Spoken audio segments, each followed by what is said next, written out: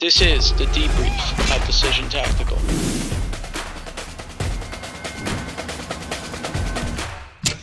We are here with Steve Montiero. I like it. Yeah, love it. AKA Trooper Steve. Very happy that you're here. We're going to get to know him a little bit better and let us know, where you from? I was born and raised here in Florida, actually. There's not many of us left, right? Floridian. So born in Miami. I'm a Jackson Memorial baby. Is that how you got your tan? I guess I was just born with it kind of thing. And then raised here in the Central Florida area. I kind of grew up in Kissimmee, Osceola County. Yeah. How do you think your friends would describe you in high school? Yeah, let's hear it. Wow. I've never been asked that. So truth time, it's a podcast, right? So I was a raging band nerd. I was not athletic. I played soccer. That's it. I was a saxophone player from middle school all the way through high school, became a drum major.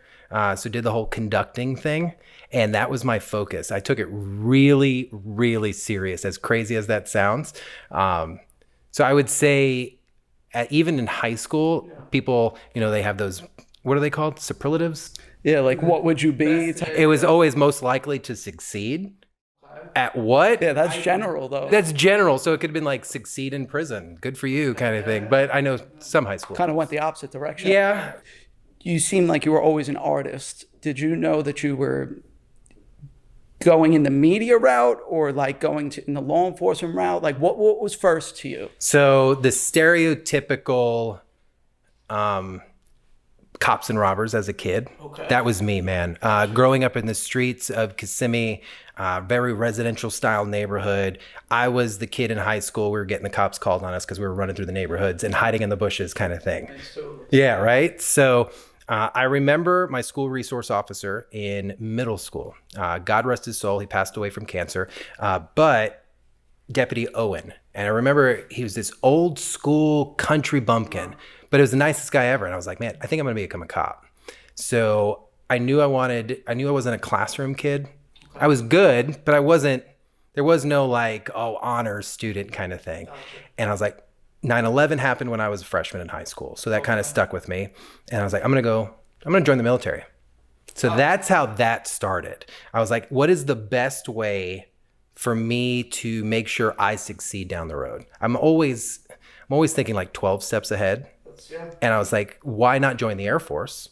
They pay for my school. I can go travel.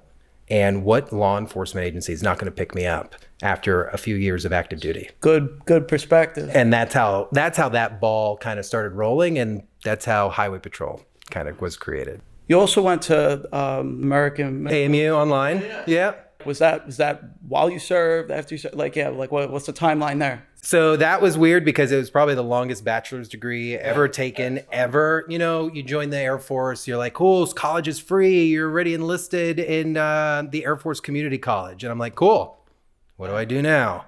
So I'd take a few ethics class here, this, there. And I was never just absorbed into it. So I finished my time and then did my Highway Patrol time. And my first couple of years while in the news, I was like, I got time to my hands now. Hopped online, finished it. Congrats. That was yesterday? Yeah, I wish that was, yes. That was a few years ago. So yeah, it was nice. So explain your time in the Air Force. Like what was your specialty? What'd you do over there? So I was a security forces guy, military police officer. I wish, recruiters, God bless military recruiters, because I'm going to talk a little smack. They got a job, and their job is to fill numbers, and I understand that. I wish they would explain things just a little bit better to me. I knew I wanted to be a military cop, but I really did not understand what security forces was. So I was like, yeah, let's do it. Meanwhile, I had qualified for aerial intelligence also. So I had an option to go fly in an AWACS aircraft with a satellite on it and spy on other countries, and I chose to become a cop. Wow. Burn. But no, it worked out. It worked pretty good. So I enlisted as a security forces guy, put all my bases home side. I never wanted to travel. I was scared to leave the country. Where'd they put me? Osan Air Base, South Korea. That was my first base, completely opposite side of the world, in a culture that I've never been in. And you want to talk about the best 364 days of my military career. The food, the people, The job was eye-opening. You're in a war zone, technically, just with a ceasefire, right? In South Korea, we've been at a ceasefire for decades now because of that war. And I was there when they did their first underground nuke test. So that was, I want to say, in 06, 07 sometime. And we're in full gas mask, ready to be absolutely annihilated by the North Koreans. And thank goodness it didn't happen. But yeah, I went in as a security forces guy. I deployed to Iraq. Was stationed at Camp Bucca, took over for Abu Ghraib. When I was there, we housed Abu Dhabi, the big terrorist that recently was killed. And yeah, heck of an experience, man. Yeah. So how long was that tenure overseas? I was only in country for about 8 months, thank goodness. But getting rockets sound like video games coming over. A lot going on now. Now I would say now's a very trying time. It totally is. What was the leap into media? Like, what took you from? Oh there man, I'm glad this is a podcast and not a news interview. We got time. So let's rewind. Let's fast forward and then rewind. Cool, let's do it. Air Force, fast forward to leaving, right? Okay. I knew I wanted to become a cop. Yeah. That's why I joined the Air Force. So as a kid, on watching Cops, who was the coolest on Cops? For me at the time was Boynton Beach Police Department. Okay. Why? They had the cool tack vest. Patrol looked sweet. I was like, all right, I'm going to apply to Boynton Beach, Orange County Sheriff's Office, Osceola Sheriff's Office, and the Highway Patrol. Everybody else but FHP kicked back a letter and said, we're not hiring right now. Oh, wow. And that was in 09. And I'm like, are you kidding me? I was a quality control supervisor for security forces at the time, meaning I would test these cops for their jobs. And the Highway Patrol showed up on the airbase, the Air Force Base, and was like, hey, you applied with us? So there, I joined the Highway Patrol, went through the academy, was probably the coolest experience in my life, just because I wasn't nervous about anything. I was already in the Air Force. Yeah. I knew how to march. Here are these guys yelling at 19-year-olds that have no life experience. Meanwhile, I've been to Korea, I've been to Iraq. All right, let's just get through this. Yeah. So fast forward 7 years of Highway Patrol career, right? I did everything right here in Central Florida. It was an experience. I think the Highway Patrol is discredited a lot as just traffic cops, when in actuality, you think about it, a year here in Orlando is worth 4 years anywhere else in the state, just because the county's backing us. We're backing the county. We're all on sometimes the same radio frequency. And at the end of the day, it's not about the uniform that you're wearing. It's about the mission, right? Of course. And so here in Central Florida, the relationship is amazing, because you've got Sanford up here, you've got Seminole, you've got Orange County, you've got Orlando, and then the Highway Patrol, these big agencies, and we all work really well together. You have to, especially here, because you can cross lines so fast, right? So you have to be able to understand that, hey, that agency's got my back. So I figured something out in about halfway through my career, that the Highway Patrol had no community relations at all. They were the sticklers, mean, the hat, you're going to get pulled over, the boot. Yeah, you got the boots. You're going to get a ticket. And I used to work a zone called PAT 3, which was Patrol Zone 3, which is the majority of the tourist district, West Orange County, Disney, Buena Vista. And I do my reports in parking lots. And these kids would come up to the car from other countries, Europe, China, and can we see your car? Because they didn't have that type of exposure, let alone the weapons and all that stuff. So I quickly picked up, man, there is something I enjoy about this. That's cool. So like on the both sides, you think on cop side, you got the operational cops who talk smack about the admin cops, and the admin cops who talk. I was one of those admin guys. I wasn't a SWAT guy. I was motorcycles for 3 years, which was awesome. My dad did that in New York. Yeah, he was cool. Like the boots. That's sick, man. And it's the coolest thing. You're going to pay for gas, a Harley Davidson and red and blue lights. Sign me up, right? So I quickly got recruited into the public information office. Okay. It's not something I ever wanted to do, but my mentor, I would not be who I am today if it wasn't for retired Lieutenant Kim Montez, the face of the Highway Patrol here for 25 years. She recruited me to replace her. And as it worked out, I joined her and I worked for her for 3 years. Here's 2017, Hurricane Irma is rolling in. Yeah, right? I had reached a level in the communication side that I wanted to try something different. Okay.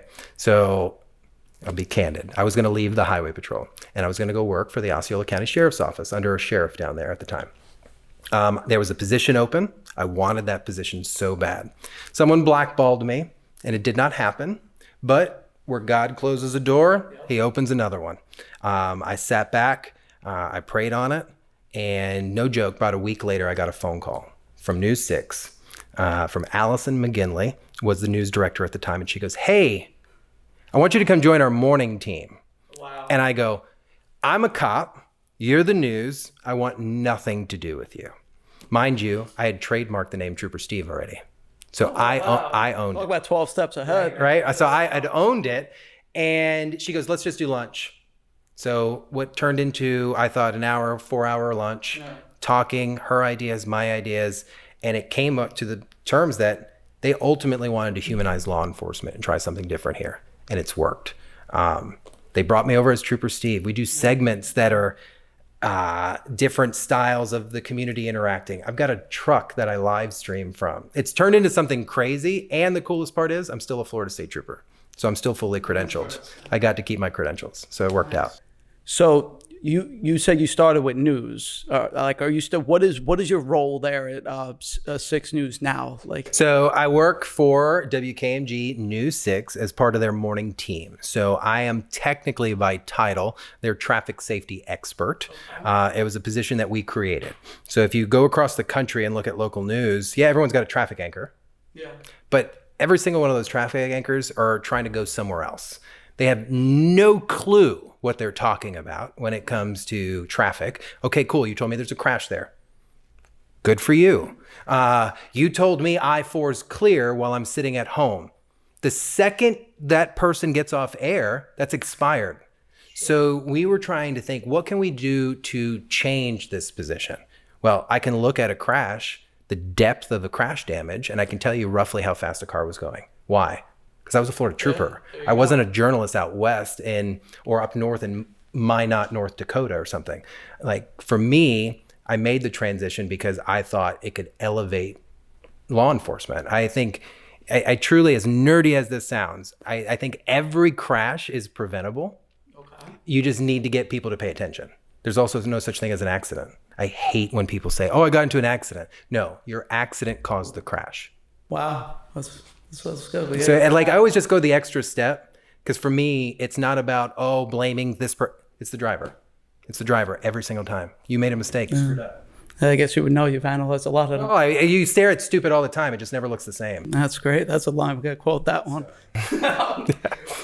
What's one of the weirdest traffic reports you've given? I'm sure you got a bunch, but... Weirdest traffic report in news. Okay, let's go with cows, I-75 turnpike. That's always fun. Loose cows, you get a overturn kind of trailer if they're moving to one location to another farm or something. No, it's not frequent, but it happens. So you got to think, Central Florida, we're half metro and half rural. You start getting into Marion Lake County or South Osceola County, it's nothing but cows. It's going to happen. It's going to happen. On the trooper side, I think the craziest thing was I rolled up on a semi truck that crashed on I-95 that had beer in it, and the beer was all over the highway. So at the end of it, can't use any of that, right? So the truck driver came up to all of us at the end of the crash and is like, "All right, grab what you can." So we kind of just stocked up our cars. That's a story. Finished the report, called it a day. That's good. There was no drinking while anyone was on duty, but a lot of that stuff did make it to your house for free. Tell us about the truck. How did that start? Or give us the juice on that. So without sounding emotional, you're allowed to be emotional. Yeah, I think it's the true definition of passion becoming tangible. Okay. So in news, we're all contracted employees, if you didn't know that. So every single one of us are on a timeline, and every couple of years, you're not sure if that timeline's sticking around or not. I happen to be, I think, in a really blessed position to where I really appreciate my employer, and I kind of think, I would hope they appreciate me. And my contract was coming up. They wanted to keep me. I wanted to stay. We wanted to try something new. And I was like, we preach community. I love to drive. Let's do something crazy. Let's put me out in the streets every day. So I personally designed that truck. And I don't let anybody, as cocky as this sounds, I don't let anybody take credit for that thing, because that thing is my baby. When I tell you it is a mobile billboard of what we do, that's what it is. So I'm burying the lead a little bit. It's an F-150 lifted on just massive wheels. It has 8 live cameras that stream from it, completely hands-free. So for all the trolls out there that are like, "Whoa, Steve preaches traffic safety and he's everything's hands-free." The truck now, we bought it fairly new, used, but that thing's probably worth close to $200,000 in the equipment that we have into it. Huge shout out to Gibson Truck World. They're my title sponsor, and of course HG2 Lighting for hooking it up. But the truck, you see it, you know exactly what it is, and you know who's driving it. That's great. Yeah, because it's true. I've seen the truck. It's mine. That's great. Wait, I'm trying to think. Hands free. So we have an engineer that retired from NASCAR. From the IMSA company, and huge shout out to Tyler Noring. The guy is a freaking genius, just one of the dudes. And when he heard the story, he comes and he goes, "Dude, I got to hook your truck up." So he had that in the garage for 3 to 4 days, and he just completely outfitted it. It's amazing, and everything's controlled from the steering wheel. I can switch cameras all from there. It's amazing. Give us the average day in the life of Trooper Steve. Oh man, the average day, alarm clock. 2 a.m. 2 a.m. That's the sky means business. It's the first alarm clock is 2 a.m. My feet hit the ground no later than 2:15 in the morning. It's a wake up kind of thing. My wife's a flight attendant, so we kind of split home. She's home 50% of the time. So when I'm alone, the dogs don't even acknowledge my presence at that point. And kind of start the day, cup of coffee. I mix that with a cup of caffeinated tea as well. Shower, no matter what. Even if I showered right before bed, I got to take a shower. I leave the house about 3:45 in the morning. In the building about 4:05, and prepping. So if I'm just doing traffic, a lot of people think you just show up. No, I got to build those shows. So everything that you see behind me, I'm building that. I'm also checking with a lot of my contacts overnight. Did anything happen? Text some of my buddies out on the road.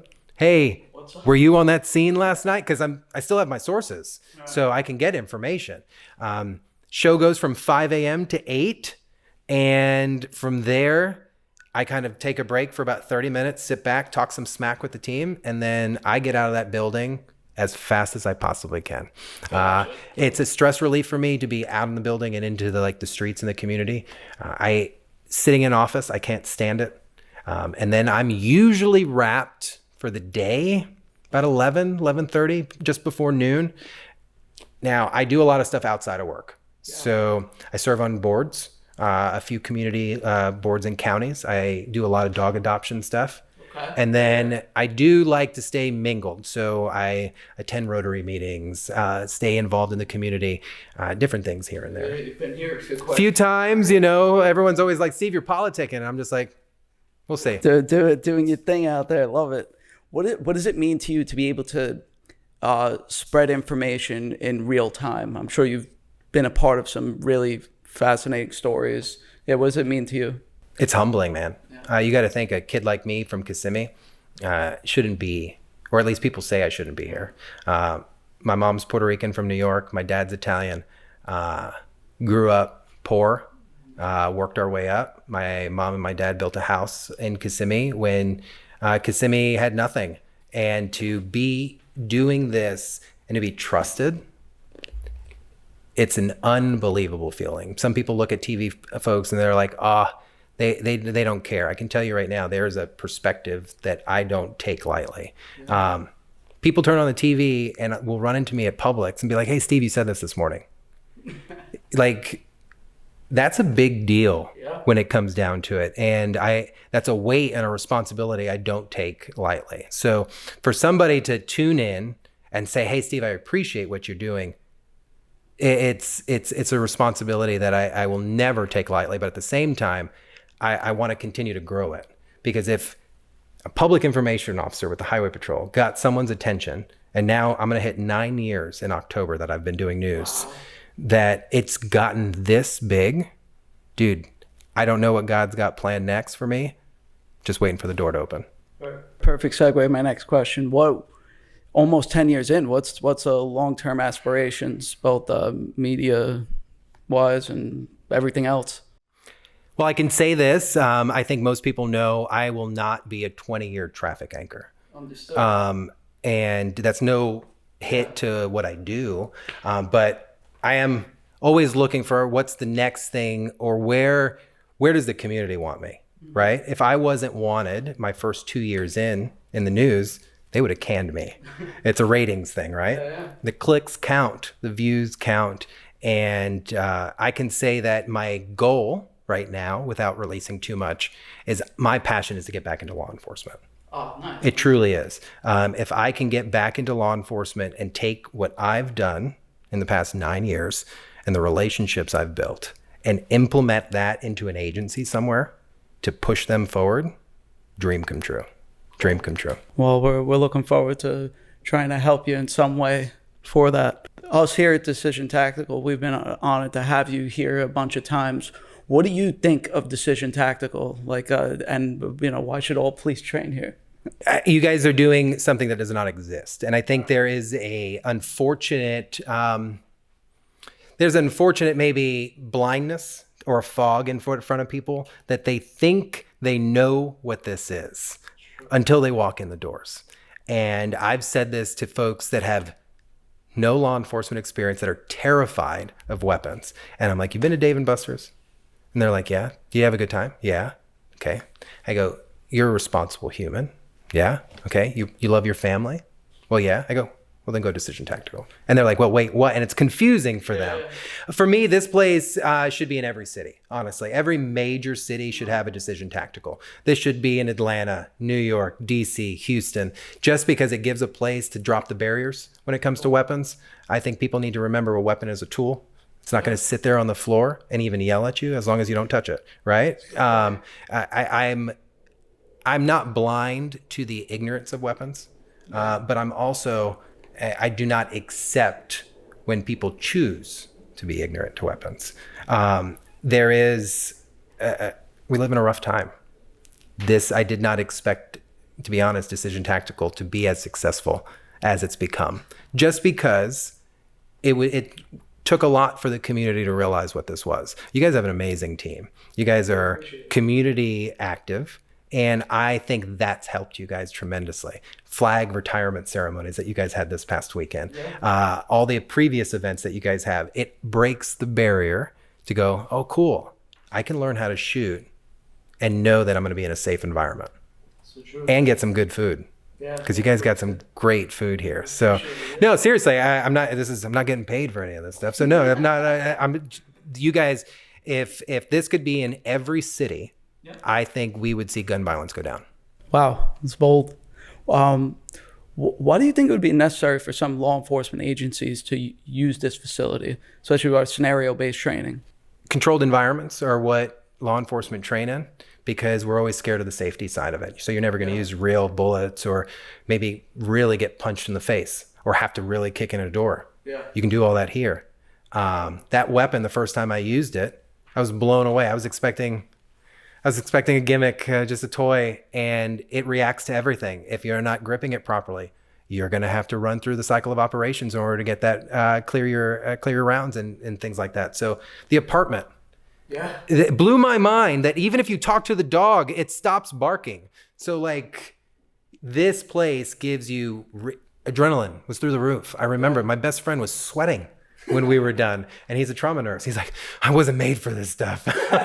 It was crazy. So you guys, I think, are allowing law enforcement to make mistakes that they're not allowed to make on the streets, and almost learn from those mistakes. Because when you make a mistake out there, the community's the jury.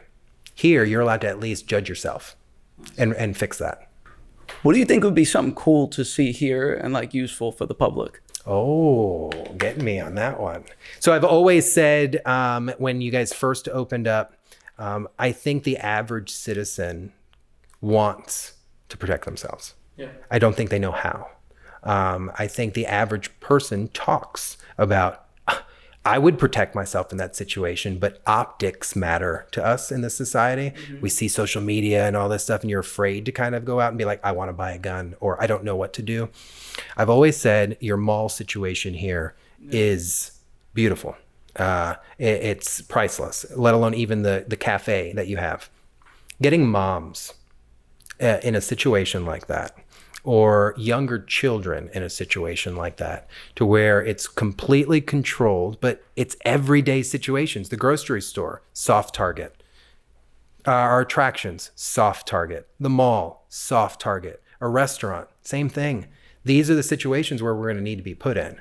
And I think if we can start getting people to, when they go into a restaurant, they don't want to put their back to the door. Cops shouldn't be the only ones doing that. Yeah. You can't carry a cop in your pocket all the time. They're never going to be there when you need one.